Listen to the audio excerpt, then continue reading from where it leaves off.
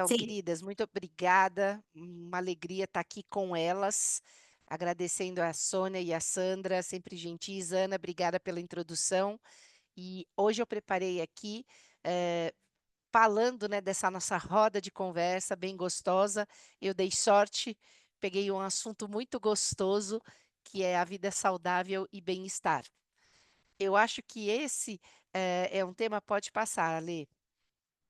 É um tema muito bom. Porque, na verdade, é o que a gente quer para a nossa vida, né. A gente ter uma vida saudável e ter bem-estar. E aí eu comecei fazendo, assim, a seguinte provocação, eu vou começar por bem-estar, porque vai fazer mais sentido a gente dar uma conversada. Pode passar, Alê.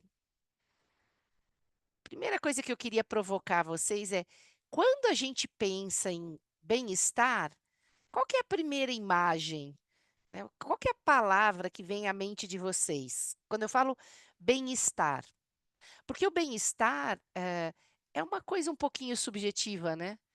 O que é bom para mim não é bom para vocês. O que nesse momento da vida é bom para Sandra, pode não ser a sensação de bem-estar para Sônia, né. Tem gente que se sente bem em casa, curtindo a família, curtindo os filhos ou os netos.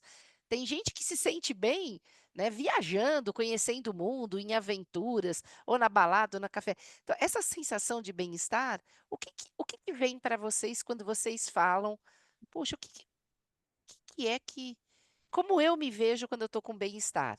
Pode passar, Lê. Eu acho que tem não, não, volta, volta. Um conjunto, né, de conceito que bem-estar, né, a gente não às vezes o português está entregando tudo e a gente não para pensar. É estar bem, é a gente acordar e estar bem disposta, né. Conceito de bem-estar, você inverte e fala: "É de que jeito eu me sinto bem". Então, se eu estou bem, eu estou satisfeita, né, eu estou, não preciso estar eufórica, não preciso estar feliz, basta eu não estar triste, né, basta eu estar num equilíbrio da minha vida e me sentindo feliz, agora muda. Então essa sensação de acordar e estar gostoso, "ah, preciso de um café para o meu dia começar", ou tem gente que já sai pulando da cama, mas se você está num positivo, numa positividade e no equilíbrio entre os perrengues, os desafios e as coisas, se você está se sentindo bem, você está, né, no que a gente chama mais próximo de satisfação e de plenitude, de felicidade. Pode passar, Alê. Então, Alê, pode mudar o slide? Ó, o que que é bem-estar? Não é exatamente a gente não ter problema, porque as pessoas confundem muito felicidade, bem-estar, com você estar no mundo de Poliana, no mundo de unicórnio. Você não tem problema, você não tem dificuldade, então eu só vou ser feliz quando eu alcançar, né, o dia que eu tiver a casa dos meus sonhos, o dia que eu fizer aquilo. Ah, quando eu casar e tiver meus filhos, quando eu conquistar de coisas materiais. É como se fosse, você não está feliz hoje porque você está sempre buscando alguma coisa. Isso são metas, são objetivos, não tem nada a ver com bem-estar, porque não é sobre não ter problemas, mas é a capacidade que a gente tem, de enfrentar, de aceitar e de ter um equilíbrio e na recuperação, né, de um problema, de uma coisa que deixou a gente chata, não deixar ela tomar conta do nosso dia. Então, quando a gente acha que está bem, apesar dos perrengues, apesar das dificuldades, promovendo uma vida que faz sentido para gente, então nós vamos falar muito de propósito, né? Se essa vida faz sentido, se no geral você está bem, se você se sente no equilíbrio de problemas e conquistas, coisas boas e coisas negativas, se você acha esse equilíbrio, você tem esse conceito de bem-estar. Pode passar, Lê. Qual que é a definição, né, da Organização Mundial da Saúde? Você tem que achar esse equilíbrio em várias dimensões. O teu corpo precisa estar saudável, a sua mente precisa estar, né, eu falo de resiliência, o que que é resiliência? É uma saúde mental, é a sua mente estar o suficientemente forte para você fazer escolhas boas, mesmo quando você está sob pressão. Então, por isso que a gente fala da vida social, do ambiente que envolve a gente, ambiente tóxico, relacionamento tóxico, isso vai desequilibrando e a gente não acha o tal do bem-estar. Então, passa para mim, continua aqui. A definição da Organização Mundial da Saúde, o que que é? o bem-estar, né, o conceito, é quando um indivíduo consegue atingir suas metas, realizar e satisfazer as suas necessidades, sendo positivo. Se eu lido positivamente, né, com as situações da vida, se eu consigo botar essa balança equilibradamente mais para o positivo, eu estou numa situação de bem-estar.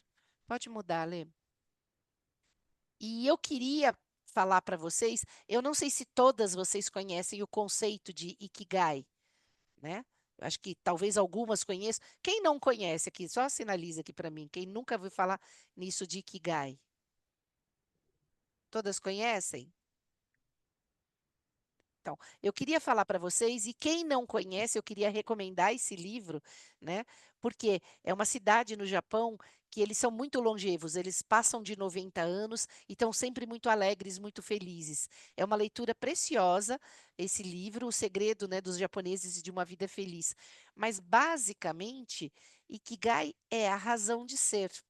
É o motivo pelo qual eu levanto. E esse bem-estar, esse motivo, esse propósito, ele vai mudando de pessoa para pessoa. Pode mudar.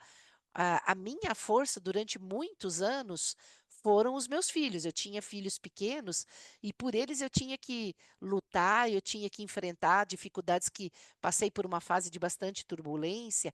Mas quando eu era jovem, o meu objetivo era ser bailarina, era me formar na faculdade, era ter uma profissão. Agora os meus filhos estão na maturidade, estão formados, estão trabalhando. Então o meu objetivo está um pouco mais focado em mim, em ficar saudável para poder desfrutar de uma maturidade plena, de curtir a vida, curtir os amigos, curtir os filhos, os netos, o que Deus mandar, né? Então, esse propósito também vai mudando de acordo com o momento e com a faixa etária e com a situação que você está vivendo.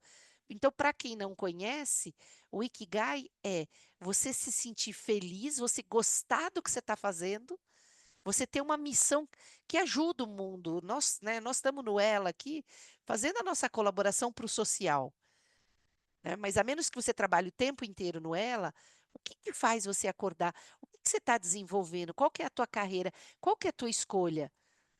É ser dona de casa, é cuidar da família, é cuidar dos filhos, é viver no terceiro setor para o social, porque ajudar pessoas faz sentido, é equilibrar uma carreira na área da saúde, engenharia, não importa, mas tem que fazer muito sentido a tua missão de vida.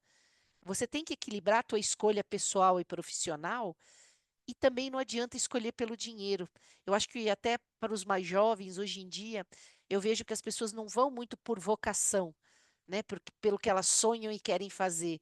Elas vão pelo que pode ser mais fácil ou dar dinheiro. E aí você nunca vai estar pleno. Você vai estar sempre frustrado, porque você acorda assim, amargo, porque você não vai para o que você escolheu para ser feliz. E o dinheiro, gente, é consequência de você ser muito bom naquilo que te realiza. E a gente, às vezes, quando é mais jovem, se atrapalha. Escolhe o muito fácil ou o que vai dar dinheiro. Mas se você não for bom e não gostar do que faz, fatalmente não vai dar certo esse plano de sucesso. Sucesso é a gente escolher algo que a gente gosta, que a gente é muito bom, muito diferenciado, que faz sentido, que tem um legado, que colabora com as pessoas e que me realiza.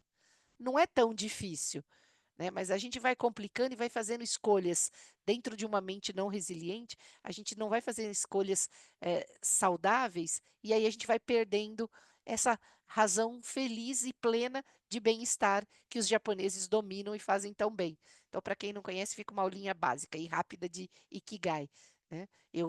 Ajudar o universo fazendo escolhas de bem-estar. Mas que mais que eu preciso ter para ter essa sensação de bem-estar? Eu preciso de uma vida saudável. E o que que é uma vida saudável? Uma vida com saúde? É não ter doença? Pode passar ali. O que que é uma vida saudável? Se eu falo em vida saudável, todo mundo sabe que fazer atividade física e agora esse desafio da água. Menina, depois que inventaram esses 2 litros de água, que desafio que eu tenho na minha vida, porque eu não gostava de beber água, mas é infernal. Eu tinha enjoo, eu tinha tontura. Eu não dava conta de tomar esses 2 litros de água, exceto quando eu estou palestrando. Mas quando vocês veem essa foto, vocês veem uma vida saudável. Uma moça cuidando do corpo, se hidratando. Então, isso é uma vida saudável? Pode passar ali. Aí eu tenho uma notícia terrível para vocês. Bem-estar é como eu me sinto bem. O Ikigai é o meu propósito de vida. Mas se eu não tiver uma vida saudável, eu não vou conseguir ficar feliz. Eu não vou conseguir atingir uma plenitude e o tal do bem-estar que é estar bem. E o que, que é saúde? E aí eu tenho, né, autoridade para falar. É não estar doente? Não, gente, a complexidade da saúde é muito maior. Pode passar ali. Quando a gente fala em saúde, a gente tem que integrar várias coisas. A gente tem que entender que saúde é uma coisa muito mais complexa do que só estar fazendo atividade física e se hidratando. Pode passar ali. A gente tem um conjunto que a gente trabalha mais forte, que todo mundo bate, que é mente sã, corpo sã, e a gente desenvolver o intelecto, né? O cognitivo, estudar, ter conteúdo. Então, a gente associa isso facilmente. Cuidar do corpo, ter uma dieta, uma alimentação saudável, cuidar das emoções, desenvolver inteligência emocional, na área de educação, competências socioemocionais, né? O cognitivo, estudar, ler, ter competências. Então, a maioria das pessoas, ela para nessa saúde, nesse tripézinho de saúde. E olha que quem consegue fazer isso já está bom demais. Já tá fazendo muita coisa. Mas, infelizmente, a gente tem que olhar para mais coisa para a gente falar de saúde integral. Pode passar ali. Então, quando a gente. Não, não, volta ali, volta ali. Volta mais um. Quando a gente fala de saúde, a gente tem que falar do familiar e do social. São assuntos de muito, muito cuidado. Por quê? Porque a nossa família de origem pode ser funcional, positiva, estimulante ou disfuncional. E se você não tem uma relação funcional com a tua família, você já começa a vida na desvantagem e aquela sensação de bem-estar vai estar muito comprometida. Então, eu aprendi com uma grande terapeuta que já não está mais nesse plano, já está lá na estrelinha no céu com a Pina Medeiros, que você tem que construir a sua família. Se você teve a sorte da sua família biológica e de origem te dar suporte e você usar essa família como uma força, você é abençoado. Mas você tem que fazer conexões durante a vida para ter pai, mãe, madrinhas, irmãos de alma e adotar, ser adotada por pessoas que construam uma família, se você não teve a sorte de ter uma família biológica legal.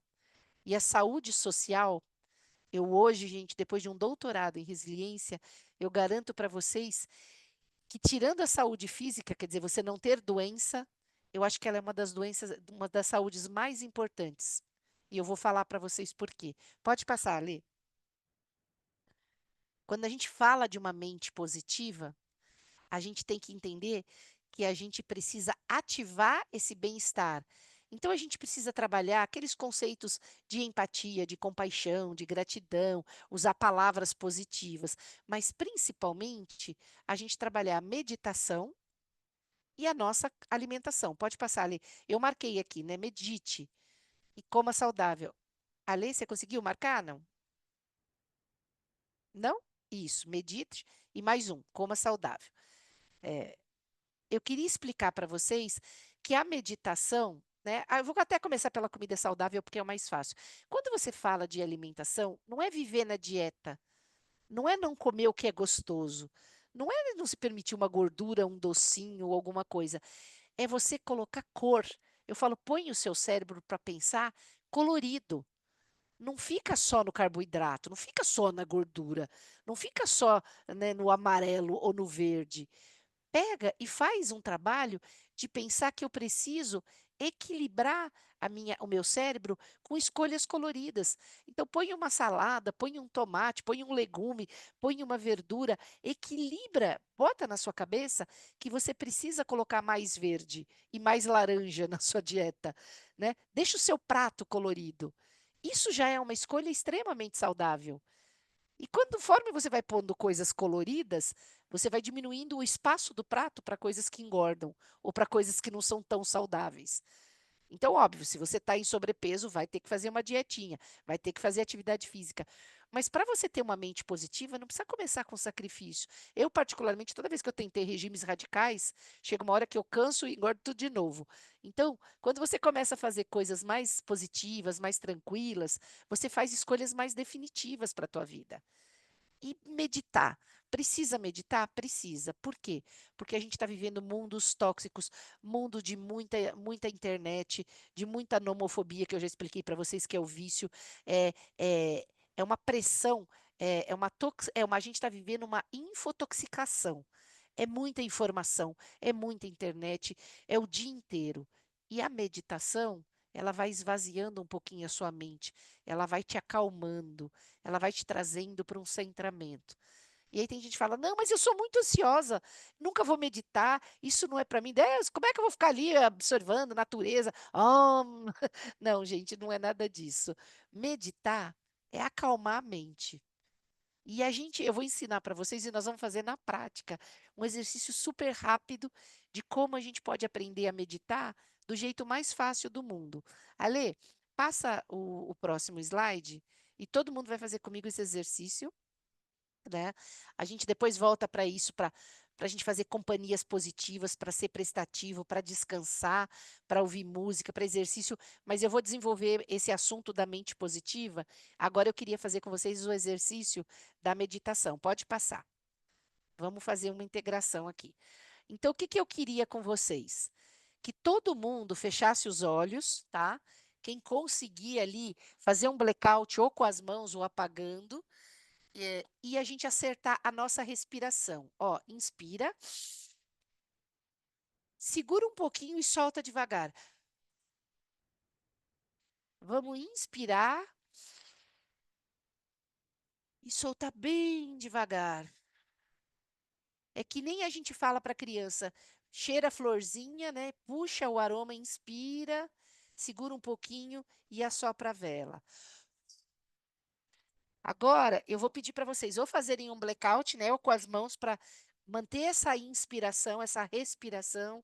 Inspira, segura, expira, enquanto a gente vai escutar essa música e vamos trabalhar em 2, 3 minutinhos como que a gente pode acalmar a mente, tá? Vamos tentar entender? Você põe para a gente, Ale, ó, vamos lá. Todo mundo de olho fechado, fechando e acertando a respiração. Para não atrapalhar, eu não vou conduzir. Só vamos acertar. Inspira e desespira. Vamos lá. Inspira, expira.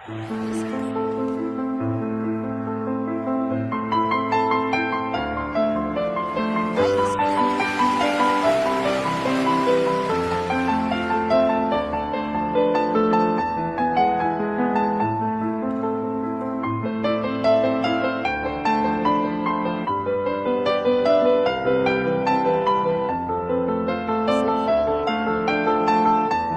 Inspira e expira bem devagar.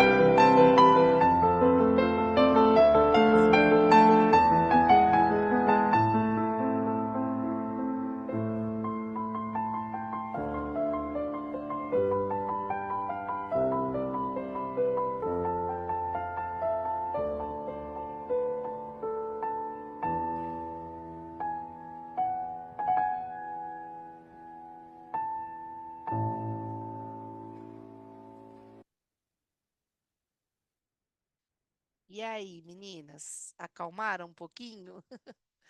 Isso é um exercício de meditação.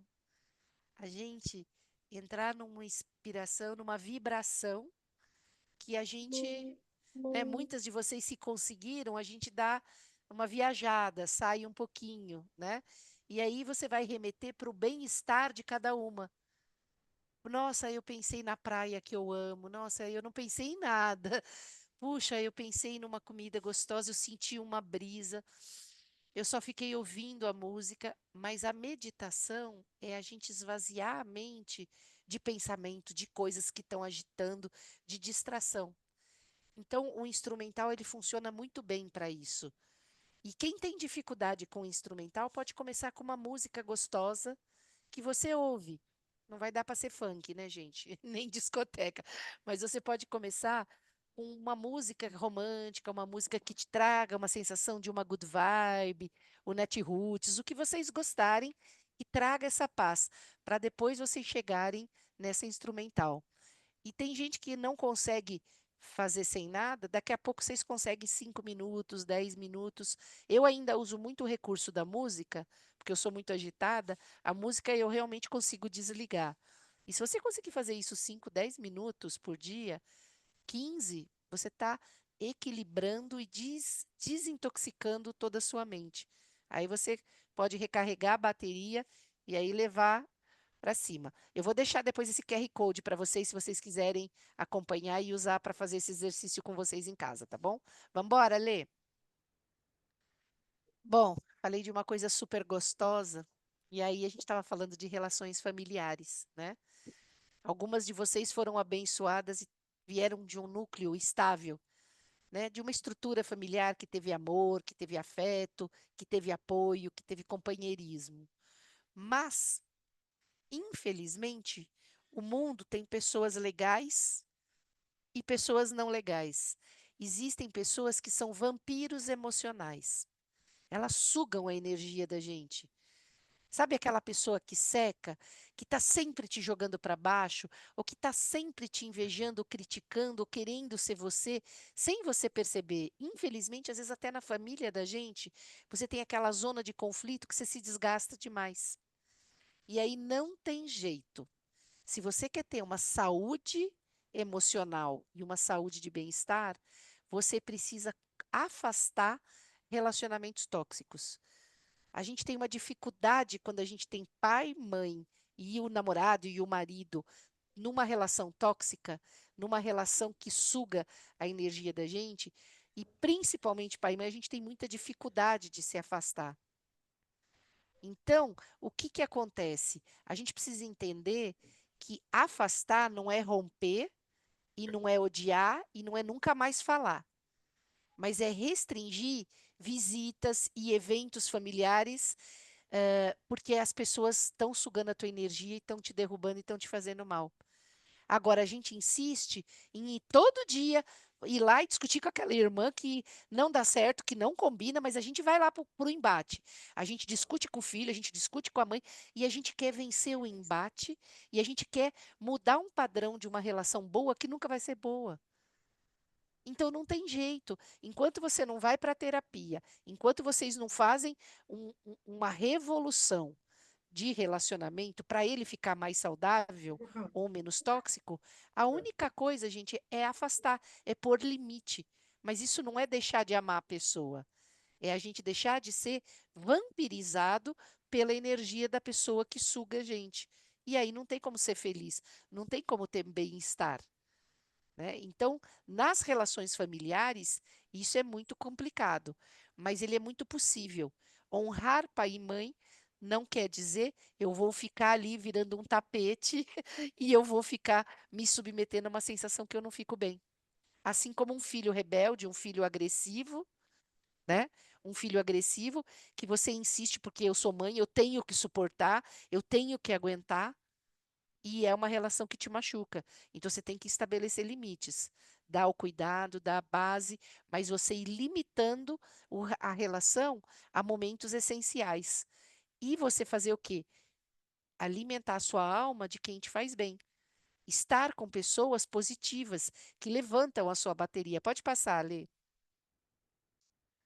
Tem coisa mais gostosa do que a gente fazer uma fofoca, do que a gente juntar com as amigas para tomar um café, para falar dos meninos, para falar boy, para falar que a gente fez tudo errado, eh não era para bloquear, já ligou, já falou oi sumido, a amiga te puxa o cabelo, não faz isso, e você faz besteira, e você cai na risada. Gente, conversar com a amiga é a coisa mais gostosa do mundo. Essa amiga pode ser sua irmã, pode ser sua prima, pode ser tua mãe, né, mas se você não encontra esse núcleo, né, de apoio, você tem que construir a sua rede de apoio fora da família. Homem não é de falar, homem não é de dividir, mas eles vão para o jogo de futebol, eles vão assistir a corrida, ou ficam fazendo piada idiota que a gente não acha graça nenhuma, mas é o jeito que eles se conectam e se sentem se apoiando. Às vezes eles não precisam falar, mas um tá ali, o silêncio deles, que é uma coisa que a gente dificilmente consegue fazer. A gente precisa falar e desabafar para sentir essa união. E tem coisa mais gostosa do que a gente ter o nosso grupo? Agora, o que está acontecendo hoje em dia? Infelizmente, eu estou escutando demais sobre solidão. Eu escrevi um livro, né? Vou lançar agora, no final do mês, A Pandemia da Solidão. A internet está afastando a gente de uma coisa muito natural que eram as amigas. Todo mundo tinha as melhores amigas do colégio. Todo mundo tinha a best. E hoje, às vezes, você está amiga do Instagram. Hoje você está amiga da influencer que você não existe para ela. Hoje você está perdendo uma vida olhando para a TV, aí você troca a TV pelo computador, o computador pelo celular. Você não sai do mundo irreal. E você não vai tomar café e não vai fofocar e não vai para a praia e não vai no parque e tem preguiça de encontrar e dar um abraço numa amiga de verdade. Essa é a verdadeira conexão de saúde social. Sair para dar risada, sair para tomar um café, comer, enfiar o pé na jaca, estourar o regime num hambúrguer, sair para pedalar e caminhar no outro dia porque a gente precisa recuperar. Conexões de verdade é que vão fazendo sentido na sensação de bem-estar. Pode passar, Alê, e descansar. Gente, a gente precisa fazer uma meditação e permitir não ter culpa nenhuma de não fazer nada. Não arruma a casa, não arruma a cozinha aquele dia, toma um chazinho, faz nada. O que que você está fazendo? Nada, estou me amando. Põe o pé para cima, estou assistindo meu programa favorito, eu estou ouvindo a minha música, eu não estou fazendo nada, eu estou me amando. E a doutora Heloísa falou que isso é saúde mental, e eu não vou fazer nada. A escrava está de folga, eu dei um pause. Eu não vou cozinhar, vocês que se virem, comam miojo hoje. Não vou cozinhar, não vou arrumar a casa, não vou fazer nada para os outros, eu vou me mimar. Então, a pausa, gente, ela é fundamental. E às vezes você vai vendo que você tem dificuldade de ficar sozinha com você mesma, que é o que eu chamo de solitude.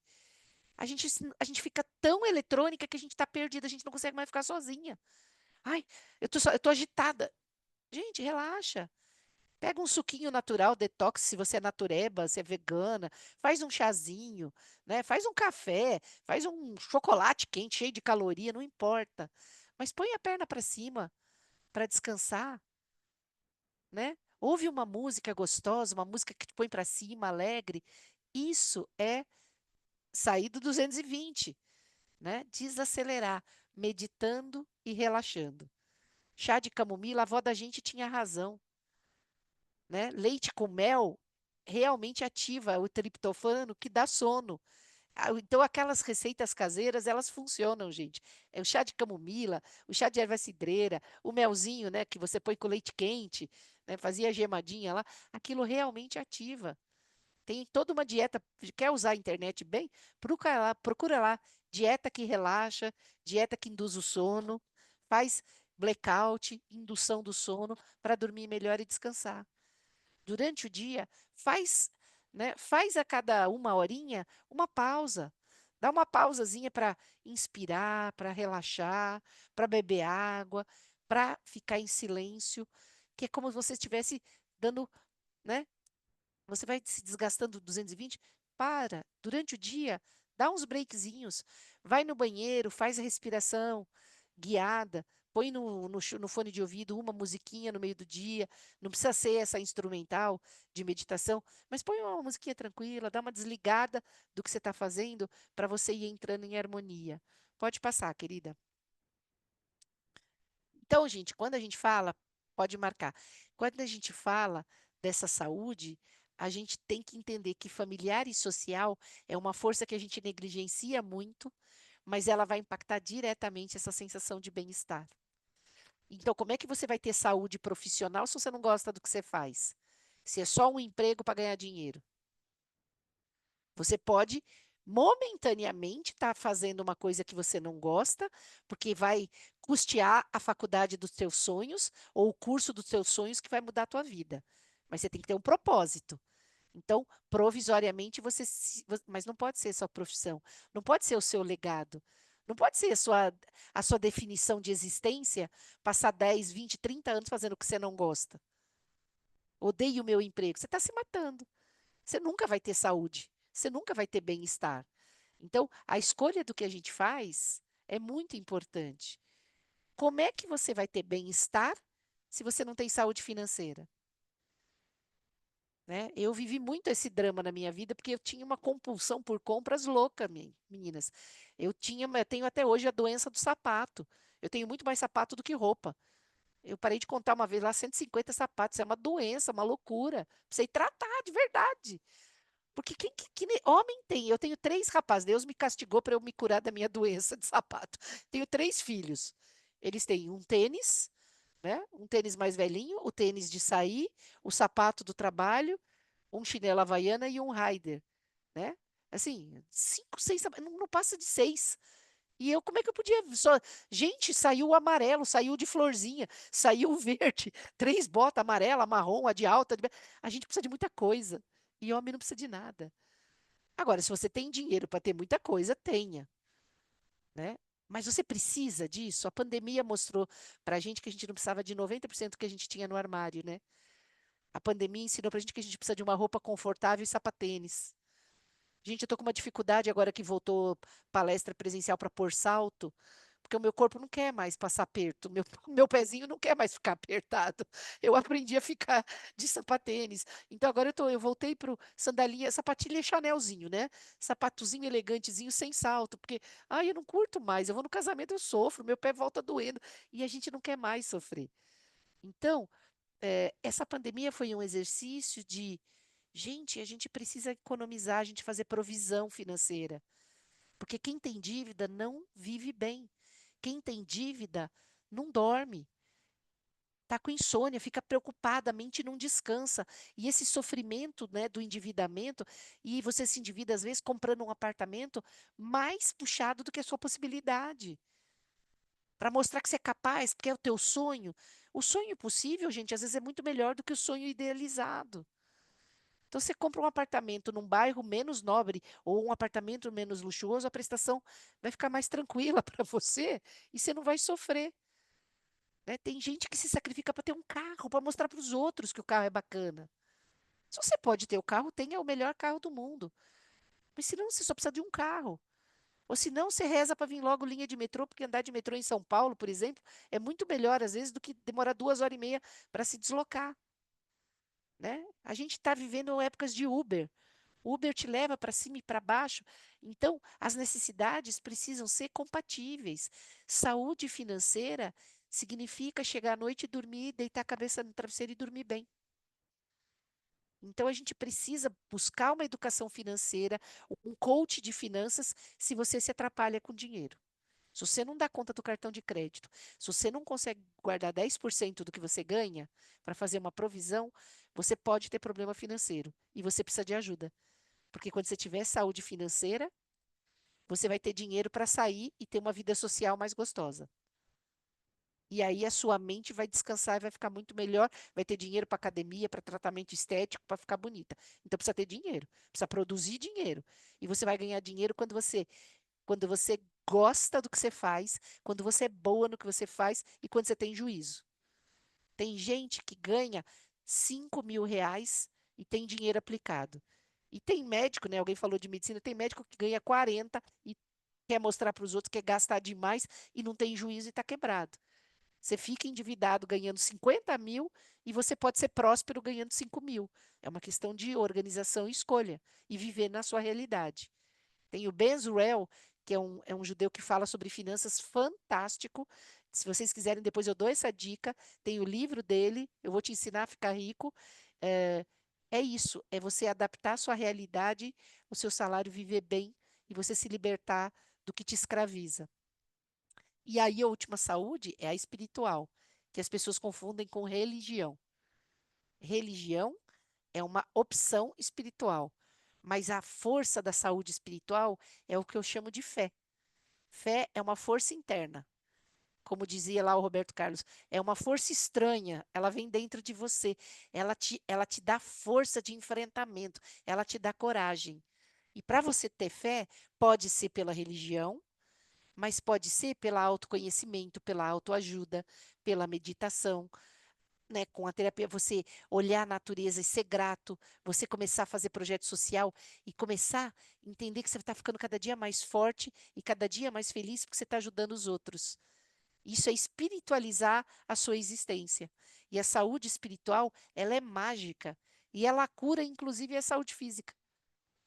Né? Eu participo da Associação Brasileira de Ensino Médico e o nosso grupo de trabalho é saúde e espiritualidade. Médicos espiritualizados, eles têm resultados melhores no mesmo protocolo. Pacientes espiritualizados e que têm muita fé, eles respondem melhor ao mesmo tratamento. Então, a ciência está provando que a saúde espiritual, ela é uma força incrível.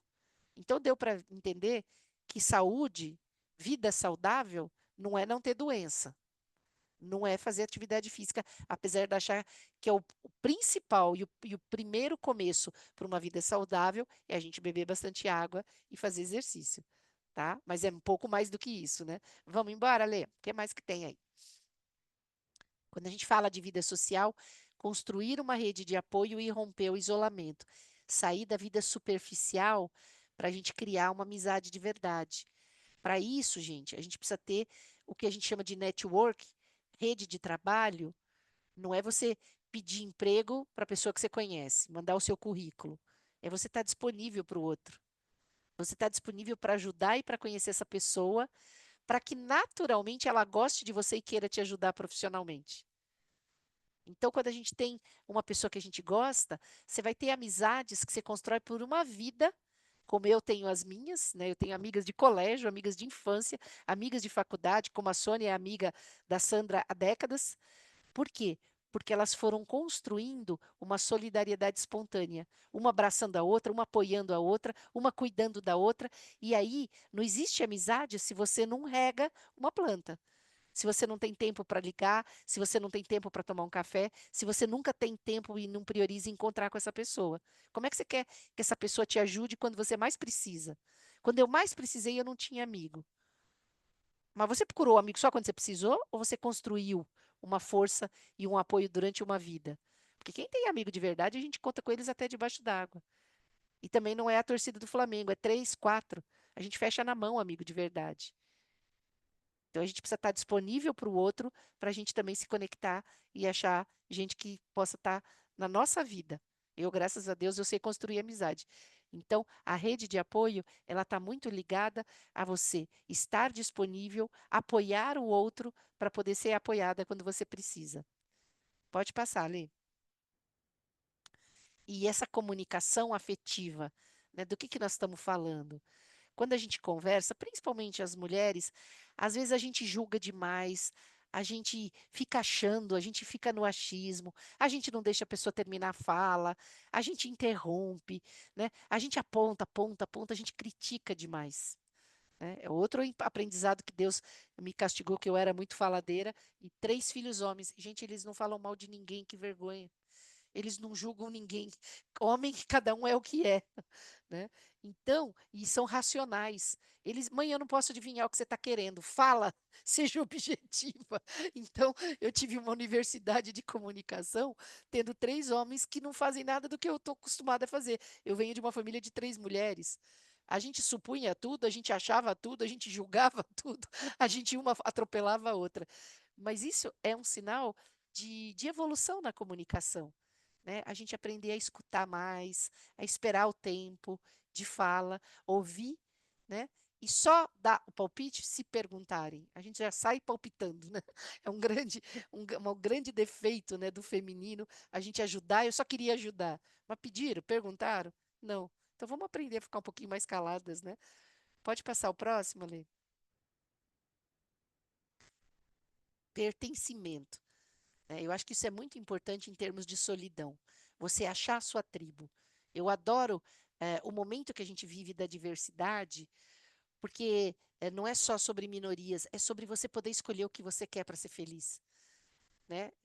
Eu que sou de um outro tempo que os pais pressionavam a gente para ter escolhas muito tradicionais. E você não podia pertencer a menos que você tivesse numa caixinha previsível, uma forminha muito quadradinha. Hoje você pode pertencer a várias tribos. Você pode escolher aonde você se identifica, né? Que tipo de pessoa você quer ser, você vai achar grupos e afins. Aí sim, né? Um grupo, rede, né, no Facebook, os grupos, no Instagram, você vai achando, né, esse mundo colorido de possibilidades. Mas você, para achar o seu legado, você precisa se encaixar. Então você não pode brincar de cisne, né? O patinho feio. Você tem que, para florescer e se validar, você precisa estar junto das pessoas que têm valores parecidos com você. Porque aí você vai se validando, você vai se pertencendo e aquela sensação de bem-estar é muito maior. Pode passar? Gente, o momento difícil é a gente aprender a dizer não sem culpa, né? A gente fala não com a cabeça e responde sim. A gente passa uma vida não respeitando e não pondo limites, fazendo o que a gente não quer, se desgastando, se revoltando, o vampiro roubando a energia da gente, porque a gente não consegue falar não. E todos os treinamentos, né, de grandes mentores, a Heloísa Capella, o Shinya Chique, o, o Jerônimo, tem todos os grandes mentores que eu passei por uma vida por treinamentos, tem o exercício do não. Você fala não no espelho, fala não gritando até ele sair natural. A gente precisa se libertar da dificuldade de falar não. Lembra aquela moça do avião, da janela? Ficou famosa, a Jennifer, lembra? Vocês lembram daquele negócio do Instagram famosa? Ela comprou a passagem, a mulher queria a janela dela, ela não. Plena ficou. Por quê? Porque na alma dela o não é natural. Eu estou aqui, paguei meu ingresso, eu gosto da janela, eu sou uma pessoa que só viaja na janela porque eu tenho labirintite, eu preciso encostar a cabeça, né, num travesseiro, num apoio, numa blusa, para estabilizar. Então não é nem por frescura, mas eu só viajo na janela. Eu fico desesperada se não tem janela. Porque eu fico sem achar e só aquele apoiozinho de avião às vezes não é suficiente. Mas a Jennifer, eu paguei, não. A mulher surtou, barraqueou, ela ficou rica e passou um ano ganhando um monte de dinheiro. Ela não fez nada, gente. Ela só se respeitou e disse não. Ela só se manteve plena. E todo mundo celebrando não. Por que que a Jennifer ficou tão famosa? Porque ninguém tem a coragem que ela teve de se respeitar e dizer não. Ela estava na razão dela, ela só disse não. Né? Então fica a minha dica, gente. Você não consegue ser feliz se você fica falando sim quando você quer dizer não, fazendo para o outro o que você não quer fazer. Se você fala assim e não te incomoda e está feliz, está tudo certo. Se está machucando, aí acho que a gente está com problema. Pode passar, gente? Vamos celebrar as micro-alegrias, as micro-vitórias. Pode passar. Por exemplo, vamos lá. Eu passei 3 meses machucada agora. Meu tornozelo, eu rompi o ligamento, quase morri, porque eu fiquei fora de uma atividade que eu adoro, que é o beach tênis. Agora, voltei para o beach tênis, são micro-vitórias. Vai passando, Ale. Vai passando. A gente tem que aprender a curtir. Ah, eu queria fazer atividade física, consegui só 10 minutos. É uma vitória. Aqueles 2, 3 litros que mandam beber, eu só estou com 4, 5 litros, mas é uma vitória. Ah, eu queria dormir 10 horas mais cedo, mas meia horinha, consegui desligar o celular. Ah, eu estou viciada, mas eu consegui pelo menos não fazer a refeição com o celular. Ah, eu não consegui fazer o regime, mas eu consegui resistir à sobremesa, eu comi metade da sobremesa. A gente precisa celebrar micro-vitórias para alimentar a nossa alma, para essa sensação de bem-estar ficar mais forte. Eu, esse final de semana, eu encontrei os meus amigos de 40 anos do Arquidiocesano. Foi uma alegria, foi uma festa. O padre Davi, que era o reitor lá do arquidiocesano, ele veio de Brasília, foi uma festança. A gente se encontrou, fomos almoçar lá no Shopping Santa Cruz em frente, lá no Outback, uma confusão. Parecia que o tempo não tinha passado. Foi um sábado delicioso. É uma microalegria. Você não precisa ficar esperando grandes vitórias para alimentar. Então pode ir passando ali. É uma festa que foi legal, um casamento, que a noiva estava linda, né? Ai, o cabeleireiro que o corte acertou, uma escova bonita. Ai, massagem, adoro, gente. Massagem, automassagem, relaxamento. O dia da princesa. Tem coisa mais gostosa do que pé, mão e cabelo? Quando você vai lá e mete um pé, mão e cabelo, uma massagem, você se mima, você se acarinha, né? Então você vai se sentindo, né, alimentando o bem-estar. Resumindo, gente, a vida é simples. A gente é que complica. A gente se abraçar, a gente vai ativar a oxitocina e a gente vai se sentir seguro e feliz. Cuidar da gente mesma não é um luxo, é a base da saúde e do bem-estar. É a base para a gente continuar cuidando do outro, porque você não consegue cuidar do outro se você não cuida de você. Então, é uma máscara de oxigênio. Quando você se permite, quando você se cuida, você vai estar forte, você vai estar fortalecida. E aí, a gente pode continuar cuidando do outro e transformando o mundo. Eu acho que era isso que eu queria falar para vocês, que vocês tenham essa plenitude do bem-estar e que vocês façam como eu faço, carpe diem. Só por hoje vamos fazer o dia valer a pena. Espero que vocês tenham gostado. Eu preparei com muito carinho.